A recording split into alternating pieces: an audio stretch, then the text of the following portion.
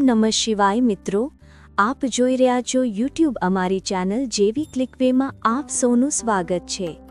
મૂત્રપુરી શરાશૌ પ્રપતિતઃ સજંતુરજનની ગર્ભે ક્લિસ્તેનતઃ સચેતનઃ. અમિતિ બધી ગર્ભવતી માતાઓને સાચા મનથી નમન કરીએ છીએ, જેમના પવિત્ર ઉદરમાં આ સમયે એક નાનકડો જીવ આકાર લઈ રહ્યો છે. આ એક સર્જનનું ચમત્કાર છે. અમે હૃદયપૂર્વક પ્રાર્થના કરીએ છીએ કે તમારી આ યાત્રા સ્વસ્થ, શાંત અને સુખદ હોય અને જે દિવ્ય જીવન તમે તમારી અંદર પાડી રહ્યા છો તે હંમેશા ખુશ, તેજસ્વી, બુદ્ધિમાન અને ઉત્તમ સંસ્કારોથી ભરેલું હોય, કારણ કે એક માતા જ આ ધરતી પર ઈશ્વરનું બીજું સ્વરૂપ છે, જે સંસ્કારનું સિંચન કરે છે. ગર્ભગીતા માત્ર એક ગ્રંથ નથી, પરંતુ તે જીવનના ગહન રહસ્યોને અંધકારમાંથી પ્રગટ કરવાનો દિવ્ય પ્રકાશ છે. તે આત્માને જન્મ મરણના અનેક ફેરાઓના બંધનોથી મુક્ત કરીને મોક્ષના સાચા પથ પર આગળ વધારે છે. સ્વયં શ્રી કૃષ્ણ કહે છે કે જે પણ શ્રદ્ધા અને ભક્તિથી ગર્ભગીતાનું મનન કરે છે, તેનું ચિંતન કરે છે, તે આ સંસારના આ માયાના બંધનોથી મુક્ત થઈને પરમ શાંતિને પ્રાપ્ત કરે છે. આ ગ્રંથ માત્ર આત્મશુદ્ધ માર્ગ જ નથી બતાવતું, પરંતુ ગર્ભવતી માતાઓ માટે પણ અમૃત સમાન લાભકારી છે. એવું માનવામાં આવે છે કે જે માતા પોતાના ગર્ભકાળના એ 9 મહિનામાં શ્રદ્ધા અને ભક્તિ સાથે ગર્ભગીતાનું શ્રવણ કરે છે, તેનું શિશુ ન માત્ર સંસ્કારી અને બુદ્ધિમાન હોય છે, પરંતુ તે દિવ્ય ગુણોથી સંપન્ન થઈને સમાજનો આદર્શ બને છે. જો તમે પણ આ પાવન જ્ઞાનને પોતાના જીવનમાં અપનાવવા માંગો છો અને ગર્ભ સંસ્કારની અદ્ભુત મહિમાને સમજવા માંગો છો, તો વાસ્તુ મંદિર પરિવાર સાથે અવશ્ય જોડાઓ. અહીં તમને ગર્ભ સંસ્કાર અને જીવનને લગતી અદ્ભુત અને દુર્લભ જાણકારીઓ પ્રાપ્ત થશે, જે તમારા જીવનને સુખમય અને આધ્યાત્મિક બનાવી શકે છે. શ્રી કૃષ્ણ અર્જુનને બતાવે છે કે જ્યારે એક આત્મા માતાના ગર્ભમાં આવે છે, તો તે માંસ, મજ્જા અને રક્તની વચ્ચે ઘેરાયેલી હોય છે. 6ઠ્ઠા મહિનામાં જ્યારે તે પૂરી રીતે વિકસિત થવા લાગે છે, તો તેને ભારે કષ્ટ સહન કરવું પડે છે. તે સમયે એ અંધકારમાં, એ કેદમાં એ આત્મા વિચારે છે, હે પ્રભુ, મેં એવું કયું અધર્મ, એવું કયું પાપ કર્યું હતું કે મારે આ અંધારમય અને પીડાદાયક સ્થાન પર રહેવું પડી રહ્યું છે? ગર્ભમાં ઉછરી રહેલી આત્મા ઈશ્વરને કરુણાપૂર્વક પ્રાર્થના કરે છે, હે ઈશ્વર, મને ફરીથી એ મોહભરી દુનિયામાં નથી જવું. હું જાણું છું કે જેવો મારો જન્મ થશે, માયાનો પડદો મારી આંખો પર પડી જશે. હું તમને ભૂલી જઈશ. હું અને મારુંના ચક્કરમાં ફસાઈ જઈશ અને એ જ પાપોને ફરીથી કરીશ. હે પ્રભુ, ભલે મને અહીં કષ્ટમાં રાખો, પણ અહીં ઓછામાં ઓછું મને તમારું સ્મરણ તું છે. પરંતુ કર્મોના લેખાજોખા મુજબ તેનો જન્મ નિશ્ચિત હોય છે અને ઈશ્વર તેની પ્રાર્થનાની અવગણના કરે છે. શ્રી કૃષ્ણ આગળ કહે છે, ગર્ભમાં જીવને મૃત્યુલોકથી પણ વધારે કષ્ટ ભોગવવું પડે છે અને આ કષ્ટ તેના પાછલા જન્મોના કર્મોના આધારે નક્કી થાય છે. ગર્ભમાં રહેતા જીવ પોતાના ખરાબ કર્મો પર ખૂબ પછતાય છે અને વારંવાર સંકલ્પ લે છે કે આ વખતે જીવનમાં સારા કર્મો જ કરીશ, ફક્ત તમારું જ નામ લઈશ. પરંતુ જેમ જેમ જન્મનો સમય નજીક આવે છે, પ્રસૂતિની પીડા સાથે તે બધું જ ભૂલવા લાગે છે. જન્મ લીધા પછી તેને પોતાના પાછલા જન્મોની કોઈ યાદ, કોઈ સ્મૃતિ રહેતી નથી અને તે ફરીથી આ ભૌતિક સંસારના મોહમાં, માયામાં બંધાઈ જાય છે. ગર્ભગીતા આત્મજ્ઞાન તરફ એક સાચું કદમ છે. ગર્ભગીતા માત્ર એક શાસ્ત્ર નથી, પરંતુ માનવ જીવનનો સ્પષ્ટ અરીસો છે, જે આપણને એ સમજવામાં મદદ કરે છે કે આપણા આજના કર્મો જ આપણા આવતીકાલના ભવિષ્યનું નિર્માણ કરે છે. આ ગ્રંથ આપણને સાચો માર્ગ બતાવે છે, આત્મજ્ઞાન તરફ લઈ જાય છે અને આપણા જીવનને સાચા અર્થમાં સાર્થક બનાવે છે. ગર્ભ સંસ્કારના અદ્ભુત ઉદાહરણો ઇતિહાસમાં લખાયા છે. મહાભારતમાં વીર અભિમન્યુનું ચક્રવ્યૂહ ભેદવું એ ગર્ભ સંસ્કારનું જ એક અનોખું ઉદાહરણ છે. જ્યારે અર્જુન સુભદ્રાને ચક્રવ્યૂહ તોડવાની વિધિ સમજાવી રહ્યા હતા, ત્યારે ગર્ભમાં રહેલા અભિમન્યુએ તે જ્ઞાન સાંભળ્યું અને તે જ અડધું જ્ઞાન આગળ યુદ્ધમાં કામ આવ્યું. માર્કંડેય પુરાણમાં સતી મલસાનું વર્ણન આવે છે, જે પોતાના સંતાનના ગુણ, કર્મ અને સ્વભાવને તેના જન્મ પહેલાં જ નક્કી કરી દેતી હતી. તે પોતાના ગર્ભમાં રહેલા શિશુને દિવ્ય સંસ્કારોથી અને જ્ઞાનથી ભરી દેતી હતી. તે હાલરડામાં ગાતી કે તું શુદ્ધ છે, બુદ્ધ છે, તો માયામાં ફસાવા નથી આવ્યો, જેનાથી તેમનું સંતાન તેવું જ મહાજ્ઞાની બનતું હતું જેવું તે ઈચ્છતી હતી. વિષ્ણુ પુરાણમાં ભક્ત પ્રહલાદનો ઉલ્લેખ મળે છે, જે રાક્ષસ કુળમાં જન્મ્યા, પરંતુ તેમની માતા કયાદુ ગર્ભાવસ્થામાં દેવર્ષિ નારદના આશ્રમમાં રહી અને ત્યાં તેમણે દિન રાત વિષ્ણુ ભક્તિનું શ્રવણ કર્યું. પરિણામે પ્રહલાદ બાળપણથી જ વિષ્ણુના અનન્ય ભક્ત બની ગયા અને અધર્મના સામ્રાજ્યમાં રહીને પણ ધર્મનો સાથ ન છોડ્યો. ગર્ભગીતાની શરૂઆતમાં અર્જુન ભગવાનને આ જ ગહન પ્રશ્ન પૂછે છે કે હે પ્રભુ, આ આત્માનો વારંવાર જન્મ શા માટે થાય છે? આ મનુષ્ય જન્મમાં તેના સાચા કર્તવ્યો શું હોય છે? કયા પાપ કર્મોના લીધે તે જીવનમાં અનેક દુઃખોને મેળવે છે અને એવા કયા પુણ્ય કર્મો છે જેના લીધે તે જીવનમાં અનેક સુખોની પ્રાપ્તિ કરે છે? અને અંતમાં હે કેશવ, તે કયો માર્ગ છે જેના દ્વારા તે મોક્ષ અને મુક્તિને પ્રાપ્ત કરે છે? અર્થાત તે આત્મા ક્યારે તમારામાં જ લીન થઈ જાય છે અને તે આત્માનું જન્મ મરણનું આ બધું દુઃખ કાયમ માટે સમાપ્ત થઈ જાય છે. પરંતુ જેને મુક્તિ નથી મળતી તેમને અલગ અલગ યોનિમાં જન્મ લઈને પોતાના સારા અને ખરાબ કર્મોને શા માટે ભોગવવા પડે છે? ભગવાન શ્રી કૃષ્ણ મંદ હાસ્ય સાથે બોલ્યા, હે અર્જુન, સાચો ભક્ત તે નથી જે માત્ર શબ્દોમાં મારું નામ લે છે. સાચો ભક્ત તે છે જે પોતાના હૃદયમાં સમર્પણની જ્યોત પ્રગટાવે છે, જે પોતાના કર્મોને ફળની આશા રાખ્યા વિના મારી ભક્તિમાં અર્પણ કરે છે, જે મોહ અને અહંકારથી સંપૂર્ણપણે મુક્ત થઈને પ્રેમ અને નિસ્વાર્થ સેવાના માર્ગ પર ચાલે છે. તે જ મારો સાચો ભક્ત છે, જે મને માત્ર મંદિરો અને મૂર્તિઓમાં જ નહીં પરંતુ દરેક જીવમાં, દરેક કણમાં જુએ છે, જે કોઈને પોતાનાથી નાનો કે મોટો નથી માનતો, જે નિંદા અને પ્રશંસા, દુઃખ અને સુખ બંનેમાં સ્થિર રહે છે. તે જ ખરેખર મારા ચરણોનો, મારા ધામનો અધિકારી છે. શ્રી કૃષ્ણની આ વાણીથી અર્જુનના હૃદયમાં ભક્તિનો સાગર ઉમટી પડ્યો. તેણે શ્રદ્ધાથી માથું નમાવ્યું અને પૂછ્યું, હે માધવ, તો પછી આ આખો સંસાર કેમ અજ્ઞાનમાં ભટકે છે? કેમ તે મોહ અને માયામાં ફસાઈને આટલું દુઃખ સહન કરે છે? શ્રી કૃષ્ણ બોલ્યા, હે પાર્થ, કારણ કે આ સંસાર મોહનું બંધન, માણસ પોતાના કર્મોમાં ફસાઈને જન્મ મરણના ચક્રમાં ગૂંચવાઈ જાય છે. તે જેને સુખ સમજે છે તે ખરેખર દુઃખનું કારણ બની જાય છે. તે આ માટીના શરીરને હું માની લે છે અને સંસારની વસ્તુઓને, ધનને, પરિવારને મારું માની લે છે. તે ભૂલી જાય છે કે તે એક આત્મા છે, એક યાત્રી. જે દિવસે તે સમજી જશે કે તે ખાલી હાથે આવ્યો હતો અને ખાલી હાથે જ જવાનો છે, ન તો કંઈ તેનું હતું ન કંઈ તેનું રહેશે, બસ તે જ દિવસ તેના મોક્ષ તરફ પહેલું કદમ હશે. શ્રી કૃષ્ણના આ વચનોએ અર્જુનના હૃદયને પવિત્ર કરી દીધું. તેને સમજાઈ ગયું કે સંસારમાં સાચી શાંતિ બહારની વસ્તુઓમાં નહીં, પરંતુ ઈશ્વરની શરણમાં જઈને અહંકાર અને માયાનો ત્યાગ કરવાથી જ મળી શકે છે. અર્જુન આ સાંભળીને ઊંડા વિચારમાં ડૂબી ગયા. તે સમજી ચૂક્યા હતા કે માણસનું ભાગ્ય બીજા કોઈને નહીં પણ તેના પોતાના કર્મોએ જ લખ્યું છે. તે આગળ બોલ્યા, હે કેશવ, જો કર્મ જ બધું નક્કી કરે છે તો શું માણસ પોતાના કર્મોને બદલીને પોતાના ભાગ્યને પણ બદલી શકે છે કે પછી જે લખાઈ ગયું છે તે ભોગવવું જ પડે? શ્રી કૃષ્ણે પ્રેમપૂર્વક ઉત્તર આપ્યો કે હે પાર્થ, ચોક્કસપણે આ મનુષ્ય જન્મ તને એટલા માટે જ મળ્યો છે. માણસ પોતાના સારા કર્મોથી પોતાના ભવિષ્યને સંપૂર્ણપણે બદલી શકે છે.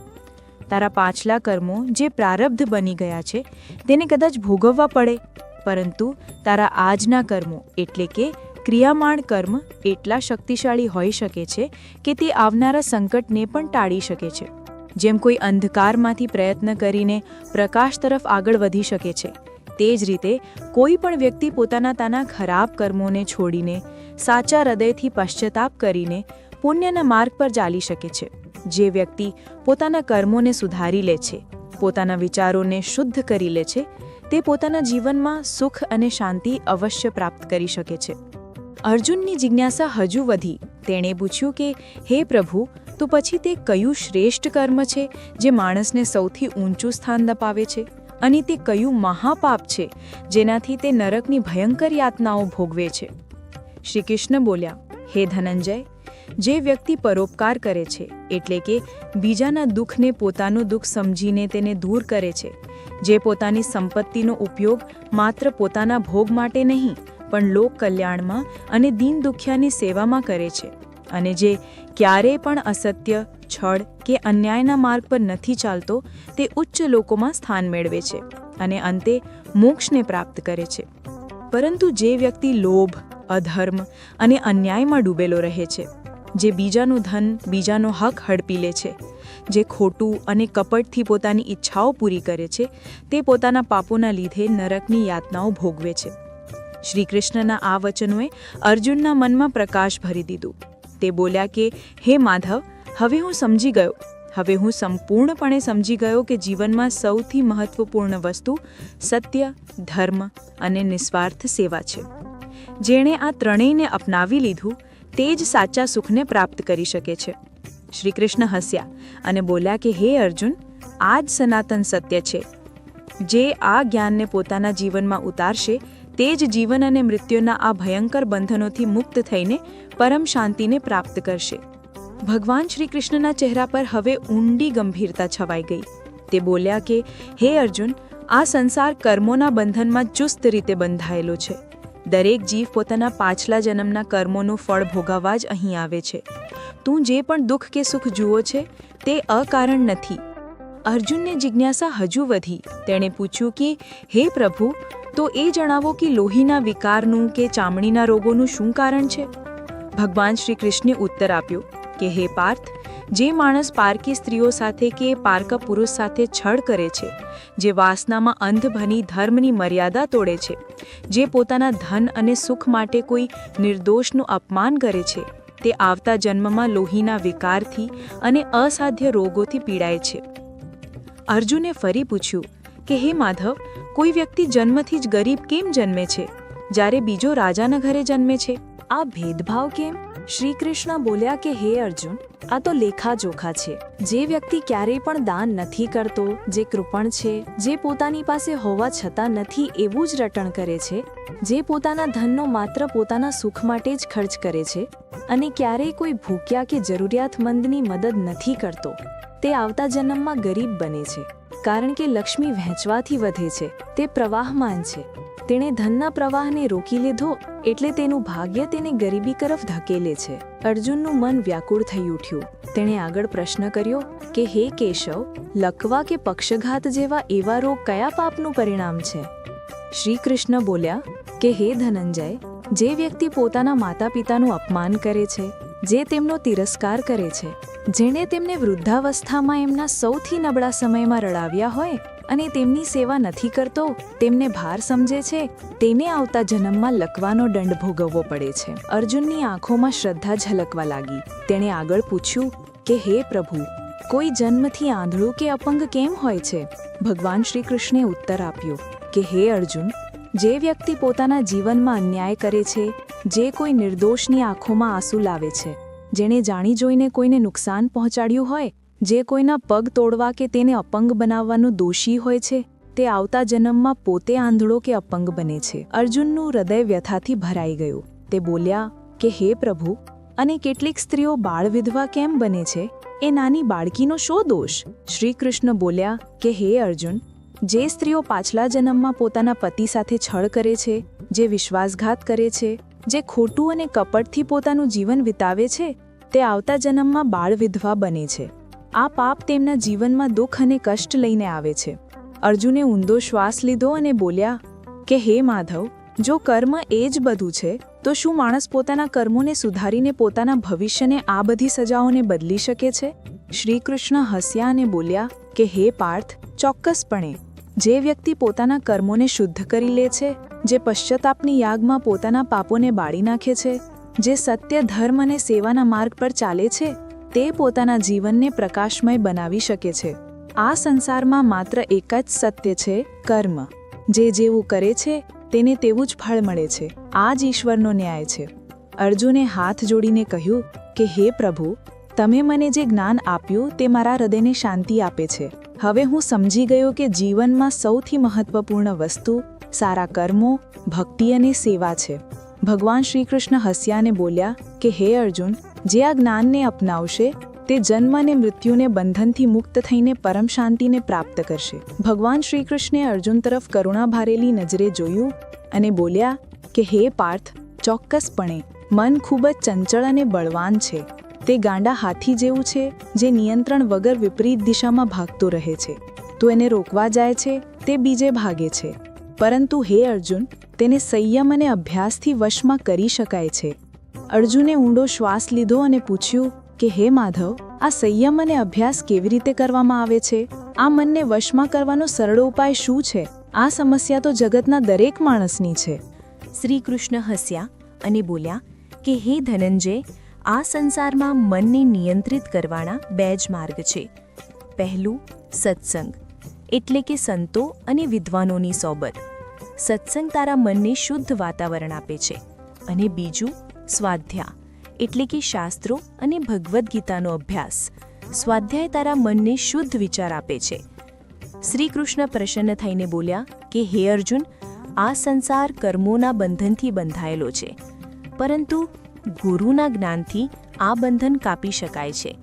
જે વ્યક્તિ શ્રદ્ધા, સેવા અને સમર્પણથી ગુરુની શરણમાં જાય છે, તે જ જીવન મરણના ચક્રથી મુક્ત થઈને પરમપદને પ્રાપ્ત કરે છે.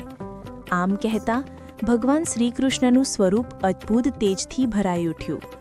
અર્જુનના હૃદયમાં અપાર શાંતિનો સંચાર થયો અને તે પૂરી નિષ્ઠાથી આ દિવ્ય જ્ઞાનને આત્મસાત કરવા માટે તૈયાર થઈ ગયા. હે અર્જુન, ગુરુ દીક્ષાનો અર્થ માત્ર એક મંત્ર લેવો નથી, પરંતુ પૂર્ણ સમર્પણ કરવું છે. જ્યારે શિષ્ય ગુરુ પ્રત્યે પૂર્ણ શ્રદ્ધા રાખે છે, તેમની આજ્ઞામાં ચાલે છે અને તેમના ઉપદેશોનું પાલન કરે છે, ત્યારે જ દીક્ષા ફળદાયી બને છે. હે પાર્થ, ગુરુ તે દીવો છે જે અજ્ઞાનના અંધકારને દૂર કરે છે. જેમ સૂર્ય વગર સંસારમાં પ્રકાશ નથી, તેમ જ ગુરુ વગર આત્મજ્ઞાન શક્ય નથી. જે શિષ્ય પોતાના અહંકાર, મોહ અને તૃષ્ણાને ત્યજીને ગુરુના ચરણોમાં આત્મસમર્પણ કરે છે, તે જ સાચી દીક્ષા પ્રાપ્ત કરે છે. અર્જુને નમ્રતાથી કહ્યું, હે પ્રભુ, જો ગુરુ આટલા મહત્વપૂર્ણ છે, તો સંસારમાં કેટલા લોકો આ સત્યને જાણે છે? કેમ બધા ગુરુની શરણ નથી લેતા? શ્રી કૃષ્ણ મંદહાસ્ય સાથે ઉત્તર આપ્યો, હે અર્જુન, ખૂબ ઓછા દુર્લભ જ્ઞાન છે. મોટાભાગના લોકો પોતાના અહંકાર, પોતાની કામના અને ભૌતિક સુખોમાં ગૂંચવાયેલા રહે છે. તેમને લાગે છે કે તે પોતે જ બધું કરી લેશે. તે ગુરુના મહત્વને નથી સમજતા અને પોતાના કર્મોથી પોતાને નરક તરફ ધકેલે છે. હે પાર્થ, જે રીતે એક બીજને અંકુરિત થવા માટે સૂર્ય, જળ અને જમીનની જરૂર હોય છે, તે જ રીતે આત્માને જાગૃત કરવા માટે સાચા ગુરુની જરૂર હોય છે.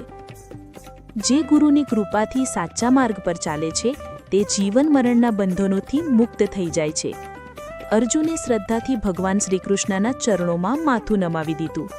તેના હૃદયમાં ગુરુ ભક્તિનો દીવો પ્રગટી ચૂક્યો હતો. તેણે દૃઢ સંકલ્પ લીધો કે હું હંમેશા ગુરુના વચનોનું પાલન કરીશ અને આત્મજ્ઞાનના પથ પર આગળ વધીશ. ભગવાન શ્રીકૃષ્ણ પ્રસન્ન થઈને બોલ્યા, હે અર્જુન, જે આ જ્ઞાનને સમજે છે અને તેનું પાલન કરે છે, તે જન્મ મરણના ચક્રથી મુક્ત થઈને પરમધામને પ્રાપ્ત કરે છે. આ જ સનાતન સત્ય છે. હે અર્જુન, જે વ્યક્તિ સાચા મનથી ગુરુની સેવા કરે છે, તે મારા હૃદયમાં સ્થાન પામે છે.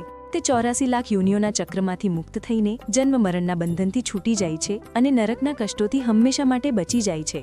પરંતુ જે ગુરુની સેવા નથી કરતો, જે ગુરુનો અપમાન કરે છે, તે અસંખ્ય યુગો સુધી નરક ભોગવે છે. જ્યારે કે જે શ્રદ્ધા અને સમર્પણ સાથે ગુરુની સેવા કરે છે, તે અશ્વમેઘ યજ્ઞોના પુણ્યનો ભાગીદાર બને છે. ગુરુની સેવા કરવી એ જ સાચી ભક્તિ અને મારી આરાધના છે.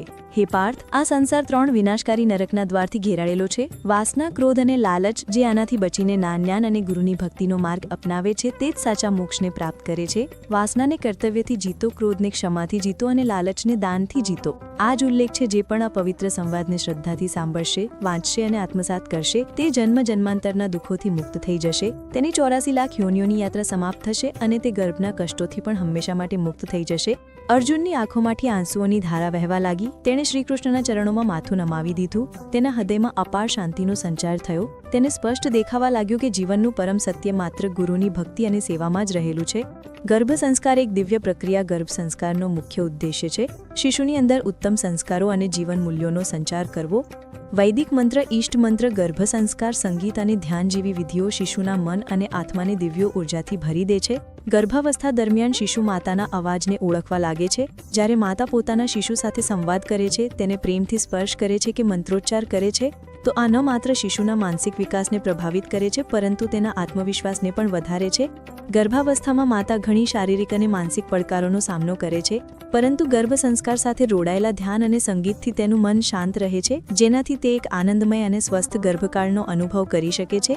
વિશેષ યોગ અને ધ્યાન વિધિઓ ગર્ભાવસ્થા સાથે જોડાયેલી સમસ્યાઓ જેમ કે પીઠનો દુખાવો, થાક અને ચિંતાને ઓછી કરવામાં મદદરૂપ થાય છે.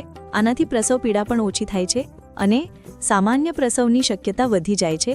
ગર્ભ સંસ્કાર માત્ર પરંપરા નથી, પરંતુ માતાનો પોતાના શિશુ પ્રત્યે પ્રેમ, સમર્પણ અને આસ્થાની સૌથી સુંદર અભિવ્યક્તિ છે. આ જીવનને નવી દિશા આપનારી એક દિવ્ય પ્રક્રિયા છે. આ આખો પ્રસંગ પરિવાર, સંસ્કાર, વૃદ્ધોના સન્માન, સ્ત્રીઓની જવાબદારી, અતિથિ સત્કાર અને સામાજિક સમરસતા પર ઊંડો સંદેશ આપે છે. તેને વધુ પ્રભાવશાળી બનાવવા માટે ભાવનાત્મક ઊંડાઈ અને પ્રેરણાદાયક તત્વો જોડીને તેને આ રીતે લખી શકાય છે. સંસ્કાર, સન્માન અને સમરસતા એક સુખી પરિવારનો પાયો છે. જ્યારે એક શિશુ જન્મ લે છે તો તે ન માત્ર માતાના ખોળામાં ઉછરે છે, પરંતુ તેના વિચાર, સંસ્કાર અને જીવન મૂલ્યો પણ ત્યાંથી જ મળે છે. સાધુ સંત હોય કે વૈજ્ઞાનિક, ડૉક્ટર હોય કે શિક્ષક, દરેક જણ એક માતાના ખોળામાંથી જ પોતાનું જીવન શરૂ કરે છે. જો માતાઓ સંસ્કારી હશે તો તે જ સંસ્કાર સંતાનના ચરિત્રમાં પણ દેખાશે. ગૃહિણી માત્ર પરિવાર ચલાવનારી નથી હોતી, પરંતુ તે પરિવારનો આત્મા હોય છે.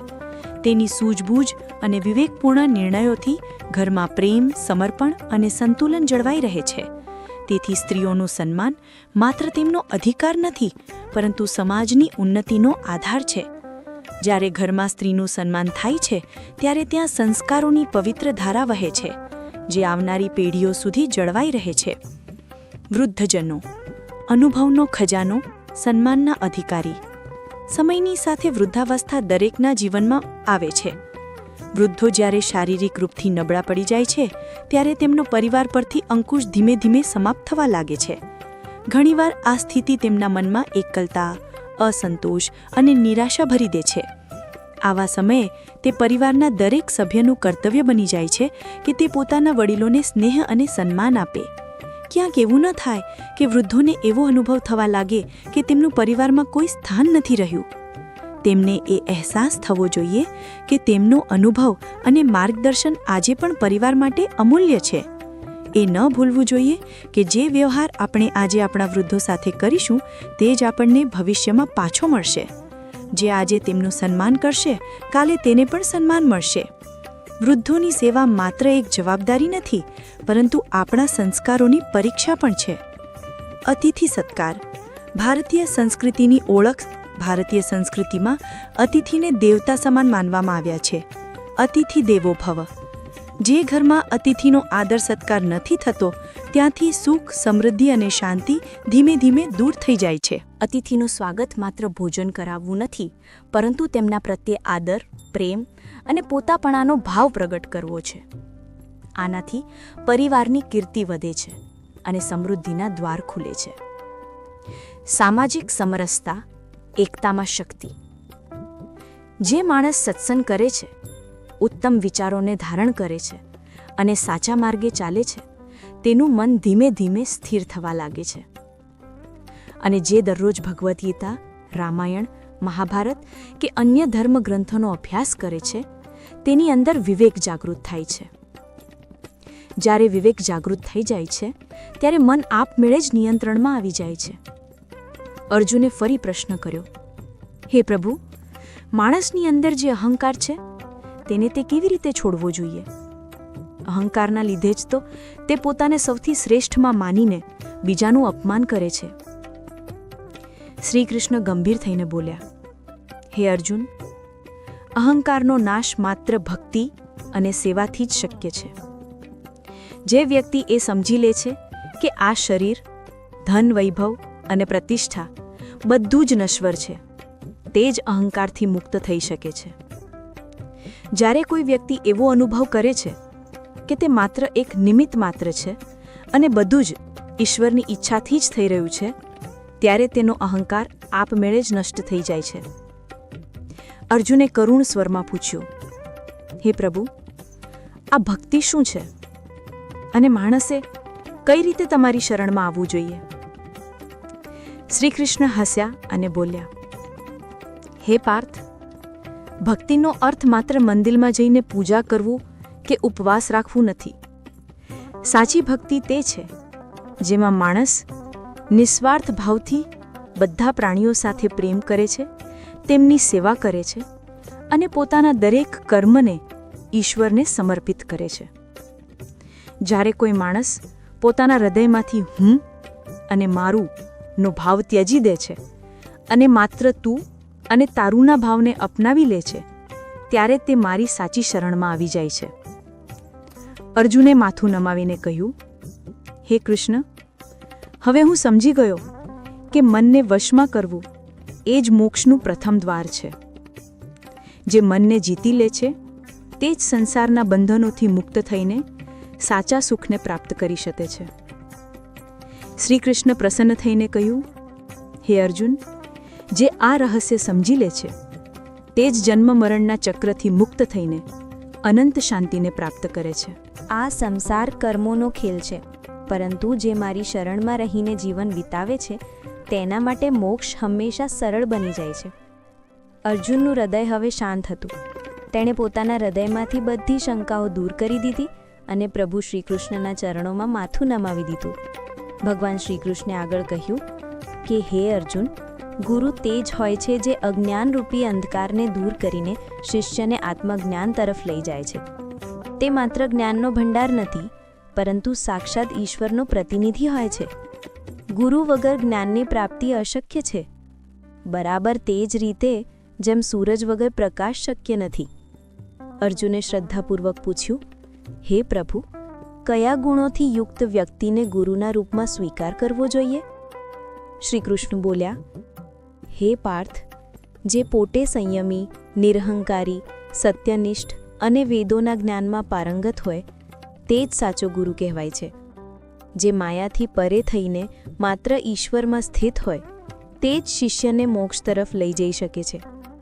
સાચો ગુરુ તે જ છે જે પોતાના જીવનથી ધર્મનું આચરણ કરે છે, જેનું હૃદય કરુણાથી ભરેલું છે અને જે પોતાના શિષ્યને પોતાના પુત્ર સમાન સ્નેહ આપે છે. હે અર્જુન, ગુરુ વગર જીવન દિશાહીન હોય છે. જેમ હલેસા વગરની નાવ સમુદ્રમાં ભટકે છે, તેમજ ગુરુ વગરનો શિષ્ય ભટકી જાય છે. ગુરુની કૃપાથી જ માણસ મોહ, અહંકાર અને અજ્ઞાનના બંધનોથી મુક્ત થઈ શકે છે. અર્જુનની આંખોમાં પ્રકાશ ભરાઈ ઉઠ્યો. તેણે ભગવાન શ્રીકૃષ્ણના ચરણોમાં માથું નમાવી દીધું અને બોલ્યા, હે માધવ, હવે હું સમજી ગયો કે જીવનમાં ગુરુનું શું મહત્વ છે. હું સંકલ્પ કરું છું કે હું સાચા ગુરુની શરણમાં જઈશ અને તેમના માર્ગદર્શનમાં મારા જીવનને ધન્ય બનાવીશ. પરિવાર અને સમાજ ત્યાં સુધી મજબૂત બનેલા રહે છે જ્યાં સુધી તેમની વચ્ચે સંવાદ અને પ્રેમનો પ્રવાહ બનેલો રહે છે. જો પરિવારના સભ્યો અંદરોઅંદર સંવાદ નથી કરતા, વિચાર નથી વહેંચતા અને મળીને બેસવાથી દૂર ભાગે છે, તો તે પરિવાર ધીમે ધીમે તૂટવા તરફ આગળ વધે છે. તેનાથી વિપરીત, જ્યાં સાંજે બધા ભેગા થાય છે, હસીને વાતો કરે છે, પોતાના અનુભવ અને વિચાર વહેંચે છે, ત્યાં સમૃદ્ધિ અને સુમેળ જળવાઈ રહે છે. પરિવાર અને સમાજની મજબૂતી માત્ર ભૌતિક સુખ સુવિધાઓથી નથી, પરંતુ આપસી પ્રેમ, સન્માન અને સંવાદથી હોય છે. તેથી આપણે આપણા પરિવારોમાં સંસ્કાર, આદર, સેવા અને પ્રેમને સ્થાન આપીએ, જેથી આપણી આવનારી પેઢીઓ પણ આ મૂલ્યોને સાચવીને એક ઉજ્જવળ ભવિષ્યનો પાયો નાખી શકે. જીવન એક વ્યાપાર કે આત્માની યાત્રા. એક સફળ વ્યાપારી તે જ હોય છે જે પોતાની મૂળ મૂડીને સુરક્ષિત રાખીને નફામાં વધારો કરતો જાય છે. પરંતુ જો વ્યાપાર સતત ખોટમાં ચાલ્યો જાય તો તે વ્યાપાર નહીં, પરંતુ નિષ્ફળતાની કહાની બની જાય છે. દુર્ભાગ્યથી મોટા ભાગમાં લોકો પોતાના જીવનને આ જ રીતે ખોટમાં ચાલતા વ્યાપારની જેમ જીવે છે. આપણને ઈશ્વરે શ્વાસની મૂડી આપી છે, પરંતુ આપણે તેને ક્રોધ, ઈર્ષા, લોભ અને વાસનામાં ગુમાવી દઈએ છીએ, જ્યાં ખુશી ઓછી થતી જાય છે અને અંતે જીવનનું દેવાણું નીકળી જાય છે.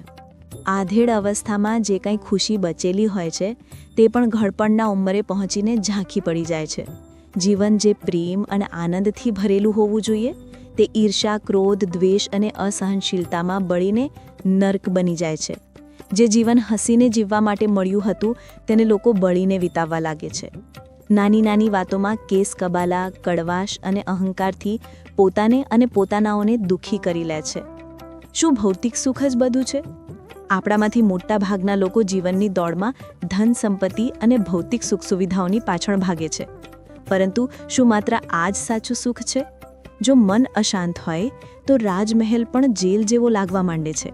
સંસારમાં એવા અનેક લોકો છે જે ધન વૈભવથી ભરપૂર હોવા છતાં ચિંતા, કંકાશ, વેરભાવ અને માનસિક ગૂંચવણોના લીધે જ સતત દુઃખી રહે છે. સાચું તો એ છે કે માણસ જેટલો સ્વાર્થમાં ડૂબેલો રહેશે તેટલો જ તે રાગ દ્વેષનો શિકાર બનશે. અને જ્યારે મન રાગ દ્વેષમાં બળતું રહેશે ત્યારે તેમાં શાંતિ અને ખુશીનું સ્થાન કેવી રીતે હશે? ધન ભલે થોડું હોય, પરંતુ જો મન પવિત્ર અને નિર્મળ છે તો જીવનમાં સાચા સુખનો અનુભવ થાય છે. આ મનની પવિત્રતા માટે આપણને સંતો, સજ્જનોની સંગત અને શુદ્ધ વિચારોની જરૂર હોય છે. ઘડપણ અંત નથી, એક નવી શરૂઆત. જીવનનો છેલ્લો પડાવ ઘડપણ છે.